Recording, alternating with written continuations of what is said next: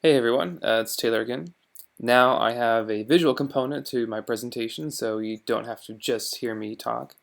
Now you can see stuff too. So this is the presentation about a facet of the industry that interests me, and I'm choosing to talk about working as an assistant director because that's where a majority of my experience has been, as well as producing. But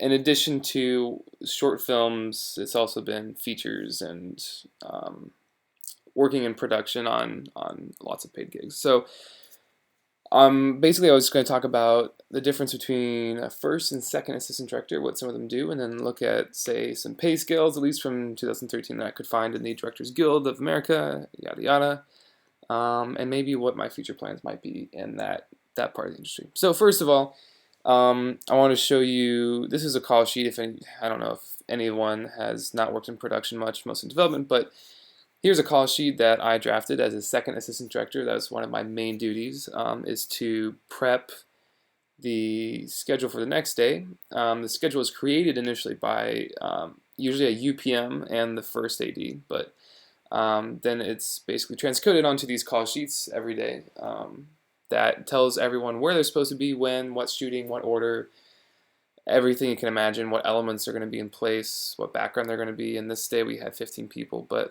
this is a particular day that I'm very proud of because we got to shoot inside of Wrigley Field.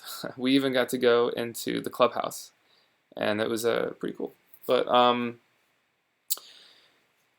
so we had, as you can also see, upwards of 15 to 20 principal actors.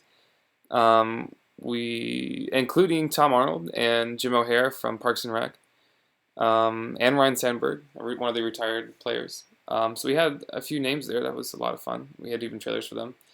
But part of my job, aside from creating these call sheets, is to arrange for transportation. So a lot of these people, of course, are coming from Los Angeles. So some need to be picked up from their hotels or from home, and I'm told from the first AD when they're supposed to be on set, and so I work backwards with the hair, makeup, and wardrobe team to decide how much time they need to get ready, as well as if they're being picked up, what time they need to be picked up based on where they are. If not, what time they can report. So there's lots of stuff that goes on there, and then of course the crew in the back. I've cleaned it up since then. I've deleted this, column, so it's stuck with two.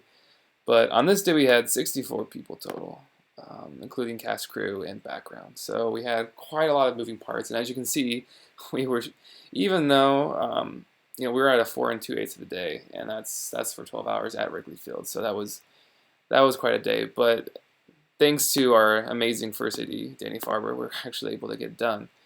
Um, so part of my job as that was to make sure that everyone was on the same page and draft these, but then also typically a production report is filled out by a second assistant director who usually remains with the first on set, but we didn't have one, so I was the one that filled these out. And if the call sheet tells us what's going to happen, the production report tells us what did happen. So did we shoot everything? How much is there left? How much have we shot?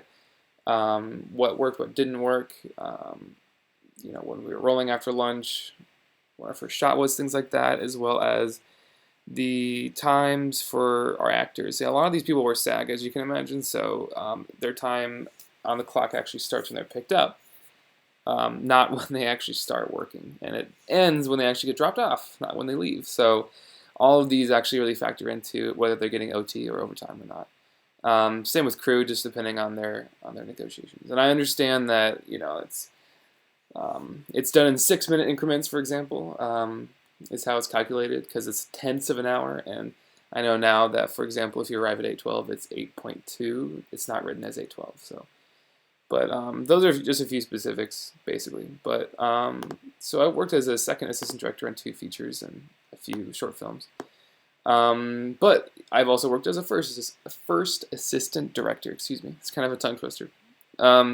But the first AD is in charge of working in pre-production with the department heads to create a schedule in conjunction with the UPM if there is one. A lot of times there's not on these types of projects because the scale is not big enough. But one of the things that we create is a schedule, and that is usually in the form of a one-liner or a strip board, depending on if you're old-fashioned or not. which looks a lot like this. And this was, this is the kind of template you'll see in movie magic scheduling. They call it one-liner because each scene has a single line to give you basic information. But it tells us the scene order. This is for, by the way, Medicine, a short film that I was the AD on. But it tells us, what the setting, the characters, script day, length, what scene it is, and this is also in the order.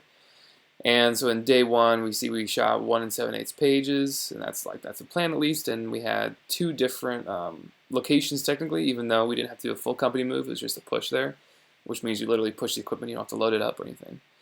And then we had another day here, but we did have company move here, as you can see. And then we shot 2 days in an apartment, and then the 5th day was quite a lot. We even actually budgeted as I think it was like a 14-hour day. So we, both per union regulations and also just how we want to treat people and follow through, even if we're not in the union, you're supposed to eat after 6 hours of unit call or crew call, whichever you prefer. So we had to schedule 2 meals this day. I think that's the only time I've actually scheduled to have 2 meals in a single shoot day. But then we have a day off, and then our final day was at a concert venue, and that was a lot of fun. By the way, if you're interested, check out Medicine on Facebook, as well as Landline. Both of those have Facebook pages, and I really highly encourage you to check them out because I'm really excited to see both of them come to be a final product. But so those translate to the call sheets that you see here. So this is our final day, the concert venue. Then eventually this gets put onto our call sheet. I'm sure there are minor tweaks and stuff. And, by the way, like these are ID numbers for the characters, and anyone that's that are background or basically non-speaking characters, they'll be labeled differently. But here's a cleaner version, slightly, of the call sheet that I had. And so that's a lot of what I would do as an assistant director. In case you're wondering what kinds of rates there are, this is at least for these are the rates through 2013. So they've, of course, changed a little bit, but you can at least get a certain idea. So I think these are for, this is a pretty basic one, I believe.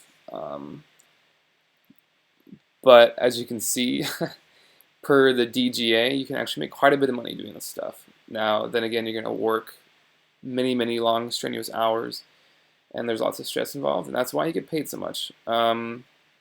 But a unit production manager is basically in charge of the budget. There's a line producer sometimes there too, but the first assistant director, and then there's the key second is what they call it usually, which is what I've done.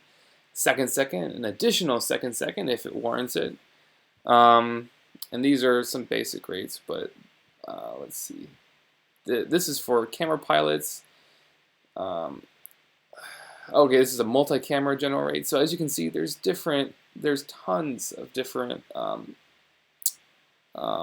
rates for different types of movies or TV shows or commercials or music videos. It all really depends on the format because it all dictates how long they're going to be working and what type of work they're going to have and what's going to be involved. So you can make a lot of money doing this if you get to that point, but then again, I will say it's also pretty hard to get into the DGA because you have to work 600 days as a production assistant on union shows, submit a binder to the DGA with everything, including cover letters that basically outline your responsibilities for each production. And if you get approved, then as well as pay your dues, and you still have to work 400 days as a union AD outside of LA if you want to work in LA as a union AD. So it's a very strenuous process. And as in opposition to that, IATSE, for example, the local union for some other crew roles, you only have to work 30 days before you can be accepted into the union if they have a position available, of course. They do have limited spots, but that is the route to get there. And you do get paid union rates working those days, even if you're not in union. So will I work as an AD, and will I become a union AD eventually after I graduate? I do not know. If I do, it won't be for a long time, but I do enjoy it. especially when I work with people that want to are invested in the project but are willing to communicate and um, find ways to make it work. So I am definitely very interested in continuing in this part of the industry, although it's not the only one I'm interested in. But that's a topic for another day. So thanks for listening.